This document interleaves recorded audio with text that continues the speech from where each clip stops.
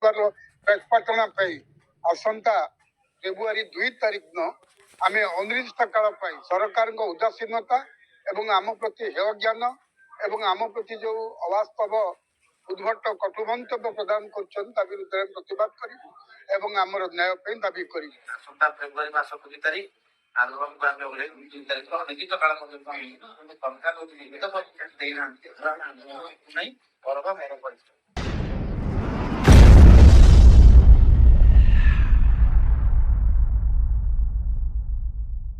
ମହାନ୍ତି ଅଧ୍ୟକ୍ଷ ଓଡ଼ିଶା ସରକାରୀ ଆଉଟସୋର୍ସିଂ କର୍ମଚାରୀ ମହାସଂଘ। ଶୁଣନ୍ତୁ, ଆପଣ ମାନେ ଅଳ୍ପ ବହୁତ ସାରା ଓଡ଼ିଶା ସମସ୍ତ ବ୍ୟବସ୍ଥା ଜାଣିଛନ୍ତି ଯେ ଆମେ ଆମର এই 3ଟି ଦାବି ନେଇ ଆମେ ଆନ୍ଦୋଳନ କରିଥିଲୁ ଗତ ମାର୍ଚ୍ଚ ମାସ 25, 26, 27, 28।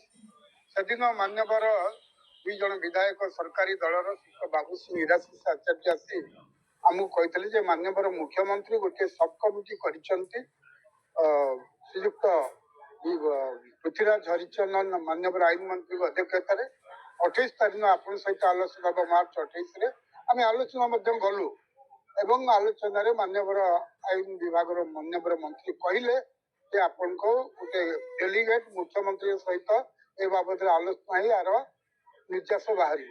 ଆମର 3ଟି ଦାବି ଥିଲା।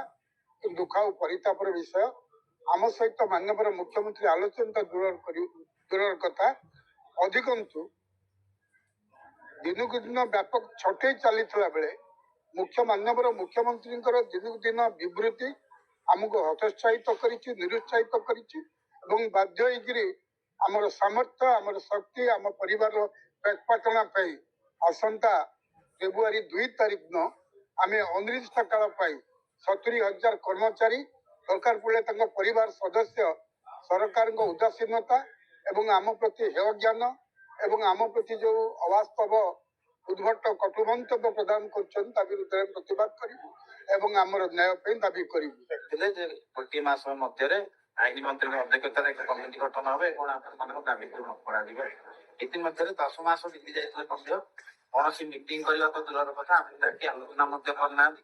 ଯେଉଁଥିପାଇଁ ଆଉ ଥରେ ଆମେ ଆନ୍ଦୋଳନ ଯିବା ପାଇଁ ପୁରା ରେଡି।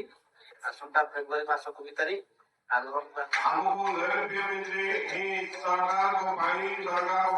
ଛଟେଇ ହେଇଥିବା ପିଲାମାନଙ୍କୁ ପୁନଃନିଯୁକ୍ତି ଦେବେ, ତାଙ୍କର ସମ୍ମାନ ଆଉ ସ୍ୱାଭିମାନକୁ ଫେରେଇ ଆଣିବା ପାଇଁ ଆମମାନଙ୍କୁ ବଳି ପକେଇବାକୁ ଚାହିଁବେ। ତଥାପି ଆମେ ଆମ ନିଜର ସମ୍ମାନ ପାଇଁ, ପରିବାରର ସମ୍ମାନ ପାଇଁ ଆମେ ଲଢିବା ଆଉ ନ୍ୟାଯ୍ୟ ଦାବି ହାସଲ କରିବା, ଏ ବିଶ୍ୱାସ ମୋର ଅଛି।